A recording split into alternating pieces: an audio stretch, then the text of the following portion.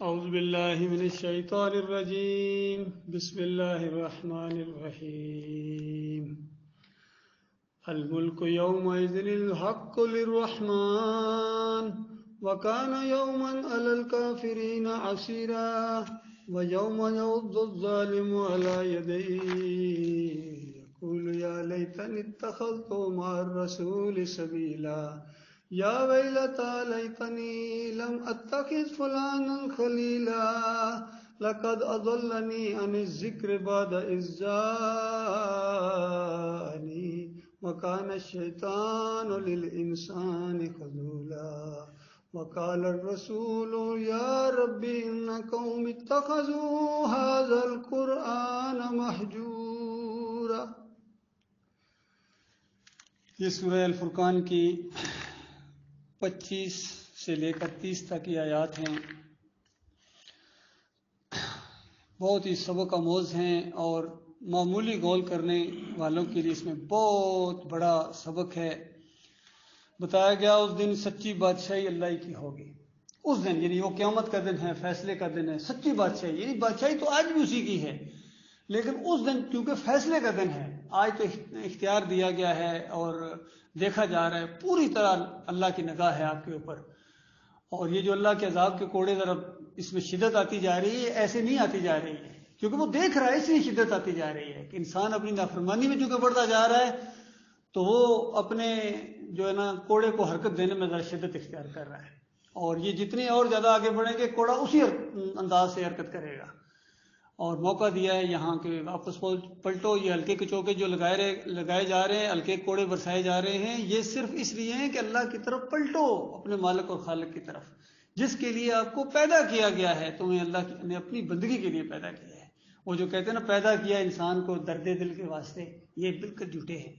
پیدا کیا انسان کو اللہ نے اپنی بندگی کے واسطے کہ صرف میری اطاعت کریں گے، میری غلامی کو ثابت کر دیں، یہ چیز ثابت کر دیں کہ ہم ایک اللہ کے غلام ہیں، ایک اللہ کے بندے ہیں اور اس کے علاوہ کسی اور کے بندے نہیں ہیں۔ یہ صرف یہ نہیں ہے کہ اللہ کے بندے ہیں، یہ دو چیزیں یاد رکھیے، دو چیزوں سے مرکب ایک چیز بنتی ہے کہ ہم اللہ کے بندے ہیں، یہ ثابت کرنا ہے، اور ساتھ ساتھ یہ کہ ہم دوسروں کے بندے نہیں ہیں، یہ بھی ثابت کرنا ہے۔ جس طرح اللہ الہ ہے اور ساتھ یہ ہے کہ دوسرے الہ نہیں ہیں، یہ معاملہ ہے، یہ نہیں کہ صرف اللہ الہ ہے۔ اگر صرف اتنی دعوت ہوتی نا کہ اللہ کو الہ مان لو تو سارے دوڑ دوڑ کے ماننے کے لیے تیار تھے۔ مسئلہ یہ ہے کہ ساتھ یہ کہ یہ دوسرے ہیں وہ نہیں ہیں، یہ مسئلہ ہے، ان کو چھوڑو۔ تخلعون ما تعبدون من دونی، یہ کہا گیا تھا، تخلعون بالکل کھلا اختیار کر لو، چھوڑ دو ان کو، اور بالکل برات کا اعلان کر دو جو اللہ کے علاوہ جتنوں کی پکاریں لگائی جا رہی ہیں، جتنوں کی نظر و نیازیں ہیں، واسطے، وسیلے، توکل، بھروسہ، چاپلوسیاں، خوشامدیں، سب بیکار ہیں اللہ کے بندوں، صرف یہ سارا معاملہ اپنے مالک کے گرد کر دو۔ تو اس دن جو فیصلے کا دن ہوگا، شفاعت پوری کی پوری اللہ کے اختیار میں ہوگی، جس کو چاہے گا اور جس کو کہے گا۔ گناہگاروں کے لیے شفاعت کا معاملہ ہوگا، لیکن کسی مشرک کے لیے کسی کو لب کھولنے کی اجازت نہیں ہوگی۔ فرمایا اس دن بادشاہی اللہ کی ہوگی، یعنی مالک یوم الدین کا معاملہ ہے۔ وَكَانَ يَوْمًا عَلَى الْكَافِرِينَ عَسِيرًا، اوئے ہوئے ہوئے ہوئے، اس دن کافروں کے لیے وہ دن بڑا ہی مشکل ہوگا، بڑا بھاری دن ہوگا ان کے لیے، کافروں کے لیے۔ یوم، اس دن یعض الظالم علی یدیہ، کافر ظالم اپنے ہاتھ کو کاٹ کاٹ کر کھا جائے گا۔ اس طرح جو انسانی فطرت ہے، غصہ جب آتا ہے نا کبھی ایک دم بغیر ارادی طور پر ہاتھ منہ کی طرف جاتا ہے، انسان انگلی کاٹتا ہے جب غصہ شدت کے ساتھ آتا ہے، اور خاص کر جب اپنا قصور ہو تو غصہ اور بڑھ جاتا ہے کہ میں نے کیا کیا، میں نے اپنے پاؤں پر کلاڑی مار دی۔ تو اس انداز سے کہ وہاں ایسا غصہ آئے گا اس کافر کو، مشرک کو، کہ اپنا ہاتھ کاٹ کاٹ کر کھائے گا، اور کیا کہے گا، یقول، وہ کہے گا، یا لیتنی اتخذت مع الرسول سبیلا، ہائے میری کم بختی، کاش میں نے رسول کا راستہ اختیار کر لیا ہوتا، رسول کا طریقہ اختیار کر لیا ہوتا۔ یہ وہ چیز ہے جو بتایا گیا تھا کہ یہ رسول ہیں، یہ نبی ہیں، یہ تمہارے لیے بہترین نمونہ ہیں۔ نمونہ کیا ہوتا ہے؟ اس کو دیکھو، نقل کرو، ان کے مطابق اللہ کی بندگی کرنے کی کوشش کرو۔ آج انہوں نے نبی علیہ السلام کو نمونہ بنانے کے بجائے نبی علیہ السلام کو پوچھنا شروع کر دیا، الہ بنا لیا، اللہ کے ساتھ بالکل برابر کا شریک ٹھہرا دیا، اور مسجدوں کے اندر لکھتے ہیں یا اللہ ایک طرف اور بالکل مقابلے میں یا رسول اللہ، یا محمد، بالکل مقابلہ۔ حتیٰ کہ 99 نام اگر اللہ کے ہیں، اور بالکل ہیں، حدیث میں آیا کہ 99 نام ہیں، ایک کم 100 اللہ کے، ان کو جو یاد کرے گا وہ جنت میں جائے گا۔ اور یہ قرآن کے پہلے صفحے کے اوپر عام طور پر یہ لوگ پرنٹ کرتے ہیں، اچھی بات ہے تاکہ لوگ اس کو یاد کریں، لیکن مقابلہ ذرا دیکھیے، یہ انداز دیکھیے مقابلے کا. قرآن کے آخر میں نبی علیہ السلام کے 99 نام پورے کیے انہوں نے پوری طرح مقابلے کے ساتھ. کہ اگر آغاز میں اللہ کے 99 نام ہیں تو بالکل اینڈ میں جا کے نبی علیہ السلام کے بھی تو 99 نام ہیں. حالانکہ صحیح حدیث کے اندر آتا ہے نبی علیہ السلام کہتے ہیں میرے 5 نام ہیں. احمد اور محمد تو مشہور ہیں، اس کے علاوہ ماہی ہے، حاشر ہے، عاقب ہے، یہ ہے. اور 99 نام جو ہے نا یہ پورے کیے، یہ صرف اللہ کا مقابلہ کرنے کے لیے. اللہ کے بندوں، کیا نبی اللہ کا مقابلہ کرنے کے لیے آئے تھے؟ وہ نبی جو راتوں کو کھڑے ہوتے تھے اور ایسا ہچکی بنتی تھی اللہ کے ڈر اور خوف کی وجہ سے اور محبت کی وجہ سے اللہ کے وقار کے لیے کہ پوری دڑی تر ہو جاتی تھی. اور ایک دن ایک صحابی بیان کرتے ہیں رات کو میں کسی اپنے کام سے اٹھا ہوں، باہر ذرا نکلا ہوں تو مسجد نبوی سے عجیب و غریب آواز آ رہی. تو میں نے کہا یہ کیا چیز، آگے جا کے دیکھوں، روشنی تو تھی نہیں. کہتا میں قریب جاتا گیا ہوں اور اندر جا کے دیکھا کہ اللہ کے نبی علیہ السلام اللہ کے سامنے گڑ گڑا رہے ہیں کہ میرے مالک مجھے معاف کر دے. اور اس طرح جس طرح آواز آ رہی تھی جیسے ہانڈی ابل رہی ہے، اس طرح اللہ کا ڈر اور خوف اس نبی کو اللہ کے ساتھ شریک ٹھہرایا جا رہا ہے. تو اس دن یہ کافر کہیں گے، یہ سارے مشرک کہیں گے کہ کاش ہم نے رسول کا راستہ اختیار کیا ہوتا. یا ویلتا لیتنی لم اتخذ فلانا خلیلا، ہائے ہماری کم بختی، ہم نے فلاں بندے کو اپنا دوست نہ بنایا. ہر بندے کا یاد رکھے کوئی نہ کوئی فلاں ہوگا جس کی وجہ سے وہ بندہ گمراہ ہوا ہے، اس کا وہ فلاں ہے، اسی کی طرف وہ اشارہ کرے گا، اسی کی طرف اس کا دھیان جائے گا. ہائے میری کم بختی، میں نے فلاں کو نہ اپنا دوست بنایا ہوتا، فلاں کو اپنا لیڈر نہ بنایا ہوتا، فلاں کو اپنا رہبر نہ بنایا ہوتا، فلاں کی میں نے بات نہ مانی ہوتی. کیا ہوا؟ لقد اضلنی عن الذکر بعد اذ جاءنی، اس نے مجھے ہٹا دیا حالانکہ وہ ذکر، وہ نصیحت، وہ علم، وہ دین میرے پاس آ چکا تھا. غور کیجیے، آج کہتے ہیں جن کے پاس بات نہیں پہنچی ہے ان کا کیا بنے گا. ذرا دیکھو قرآن کیا کہہ رہا ہے. ہر بندہ یہی بات کہے گا جو پھنس جائے گا وہاں، جو مارا جائے گا، کہے گا کہ مجھے اس فلاں، وہ ہر ایک کا کوئی نہ کوئی فلاں ہے جس نے اس کو اس راستے سے ہٹایا، تو کے راستے سے ہٹایا، ایمان کے راستے سے ہٹایا، شرک کی طرف لے کے گیا ہے.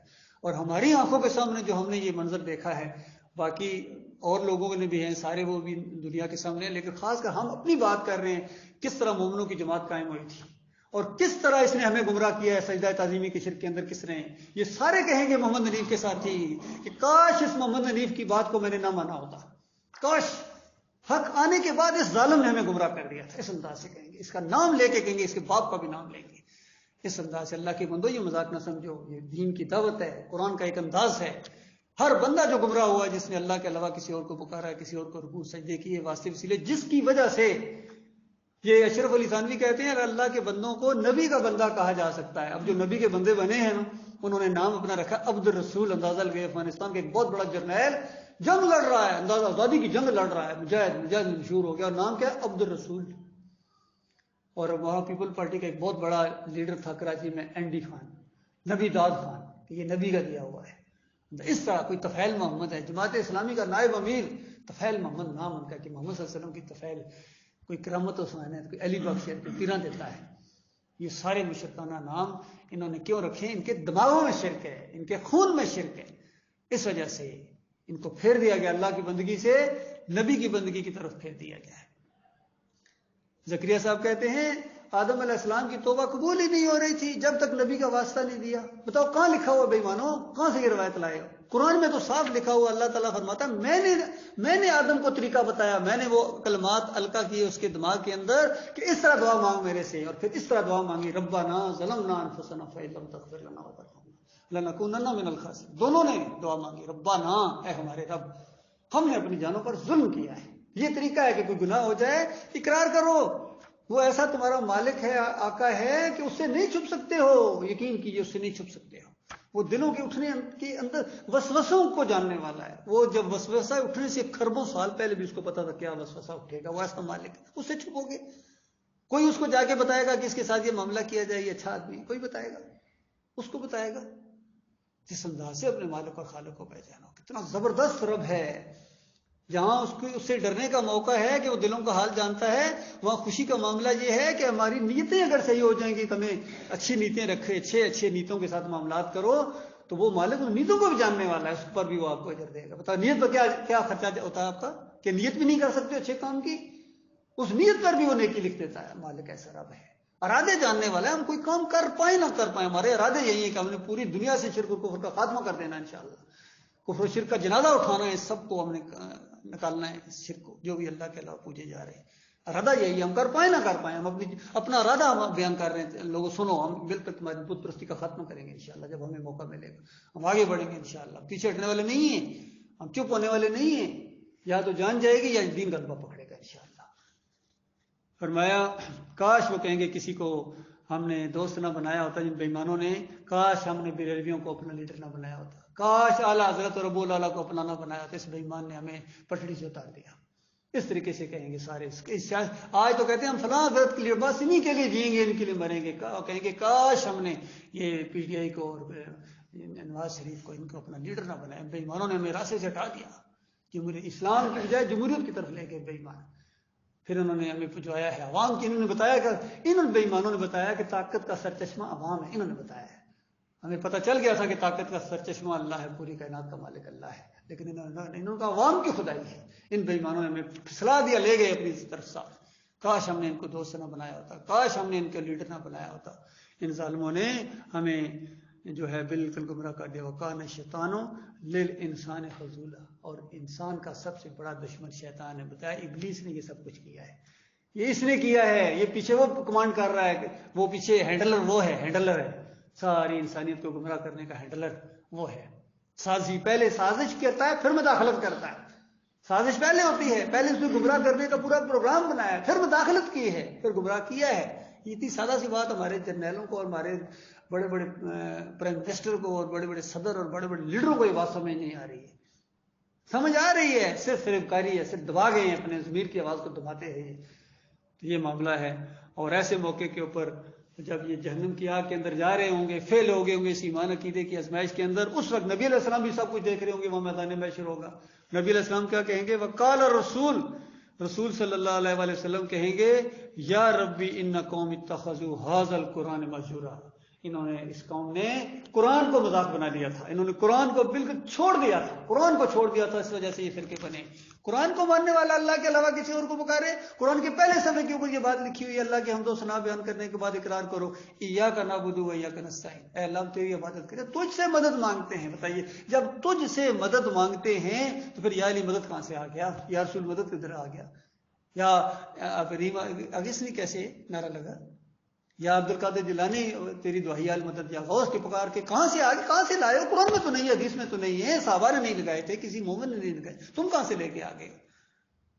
یہ قرآن کو چھوڑنے کی وجہ سے ہے، یہ قرآن کو چھوڑنے کی وجہ سے فرقے بنے ہیں، قرآن کو چھوڑنے کی وجہ سے یہ سیاسی جماعتیں بنی ہیں، اور قرآن کو چھوڑنے کی وجہ سے ذلت اور خواری آئی ہے، ورنہ اللہ نے بتایا تھا، رسول اللہ نے فرمایا، اللہ نے بتایا قرآن کے اندر وَأَنْتُمُ الْأَعْلَوْنَ إِن كُنتُم مُؤْمِنِينَ، تم سر بلند رہو گے اگر تم مومن بن جاؤ۔ کتنی سادہ بات ہے، سورہ نور میں فرمایا اگر تم مومن بن جاؤ تو میں تمہیں اس طرح خلافت عطا فرماؤں گا جس طرح پہلے ماننے والوں کے اوپر خلافت عطا فرمائی، بس تم صرف ایک بات کرو، وہ یہ ہے کہ یعبدوننی ولا یشرکوا بی شیئا، کہ میری بندگی کرو، بس صرف میری بندگی کرو اور میرے ساتھ شرک نہ کرو، پھر دیکھو میں کیا کرتا ہوں، میں تمہیں حکمران بناؤں گا، تمہیں خلافت عطا فرماؤں گا اس زمین کی۔ کیا اللہ کا وعدہ جھوٹا کہہ سکتے ہو؟ جھوٹا وعدہ ہے، ایسے تسلی دینے کے لیے کیا تھا، جن کے ساتھ وعدہ کیا تھا وہ مومن بن کے دکھایا تھا انہوں نے، اور اللہ نے اپنا وعدہ پورا کیا، قیامت تک کے لیے یہ وعدہ ہے۔ اور آئیں گے یہ بھی نبی علیہ السلام ایسے آئیں گے، میری امت کے ایسے لوگ آئیں گے جو میری امت کے اندر جو لوگوں نے فساد ڈال دیا ہوگا اس کی اصلاح کریں گے، میری سنت کے اندر جو فساد ڈالا ہوگا، سب سے پہلی سنت نبی علیہ السلام کی توحید کا ماننا، اس کے اوپر جماؤ اور اس کی تبلیغ ہے، اس کو پھر اٹھایا جائے گا، اس سنت کو تازہ کیا جائے گا، دعوت اللہ کا آغاز اس انداز سے ہوگا۔ تو یہ معاملہ ہے، یہ اللہ نے وعدے کیے۔ اور پھر نبی علیہ السلام نے قرآن کے بارے میں کہا، عمر بن خطاب نے اپنے دور میں یاد دلایا کہ میں گواہ ہوں اس بات کے اوپر کہ نبی صلی اللہ علیہ وآلہ وسلم نے فرمایا تھا کہ ان اللہ یرفع بہذا الکتاب اقوام، کہ اللہ تعالیٰ اس کتاب کے ذریعے، قرآن کی طرف اشارہ کیا گیا، اس کتاب کے ذریعے اللہ تعالیٰ قوموں کو پستیوں سے اٹھاتا ہے، وَيَضَعُ بِآخِرِهِ، اور دوسروں کو جو بلندیوں پر بھی اگر پہلے سے پہنچی ہو کسی وجہ سے، تو اس کتاب کا جب انکار کریں گے نا، اس کتاب کا انکار کرنے کی وجہ سے ذلت کے اندر ان کو پھینکے گا اللہ تعالیٰ، یہ اللہ نے طے کر دیا ہے۔ گویا پیغام دے رہے تھے عمر بن خطاب مسلمانوں کو کہ آج تمہاری عزت اور تمہارا یہ جو ہے غلبہ، یاد رکھنا یہ قرآن کی وجہ سے، اس دعوت کی وجہ سے ہے، اور اگر اس قرآن کو تم نے چھوڑا، اس دعوت کو تم نے چھوڑا، تم ذلت کے اندر جاؤ گے۔ اور بالکل یہی بات ہوئی جب اس قوم نے قرآن کو چھوڑ دیا، تیسری صدی کے بعد یہ آہستہ آہستہ عقیدے کے اندر شرک آتے چلے گئے، آج پوری طرح قرآن کی جو دعوت ہے ان کے لیے بالکل اجنبی بن گئی ہے، یقین کیجیے۔ کسی جگہ چوک کے اندر، بازار میں، بس میں، ویگن میں، ٹرین میں، کسی جگہ علاقے کے اندر، جہاں بھی اپنے ادارے کے اندر، کسی محکمے کے اندر یہ توحید کی دعوت اٹھاؤ، آگے سے اکے بکے رہ جائیں گے، سمجھیں یہ کہ پہلی دفعہ بات سن لیں کہاں سے آپ لے کے آگے. اور ہمارے علماء نے تو کبھی کہی نہیں. بھائی آپ کے علماء تو نہیں کہیں گے، وہ تو چھپاتے ہیں، ان کا پیٹ لٹکا ہوا ہے دین کے، سب وہ کیوں بتائیں گے؟ آپ کے سامنے جب قرآن کی اصلی دعوت آ رہی ہے تو آپ وہ کیوں نہیں مانتے ہیں؟ بہرحال مانیں گے اپنا بھلا کریں گے، نہیں مانیں گے تو اپنا نقصان کریں گے. اس سے پہلے لاکھوں کروڑوں اربوں خربوں جہنم کی آگ کا ایندھن بن چکے ہیں، یہ بھی بنتے جا رہے ہیں، سارے وہیں پہنچیں گے. ان کا آخری ٹھکانہ وہی ہے. بچے گا وہی جس کو اللہ اپنے لیے خالص کر لے گا، جس کو اللہ بچائے گا، اور اللہ بچائے گا اس کو جس کے دلوں کے اندر اللہ کا وقار ہے، اللہ کی عزت ہے. یہ اللہ کی سنت ہے. اقول قولی ھذا استغفر اللہ لی ولکم.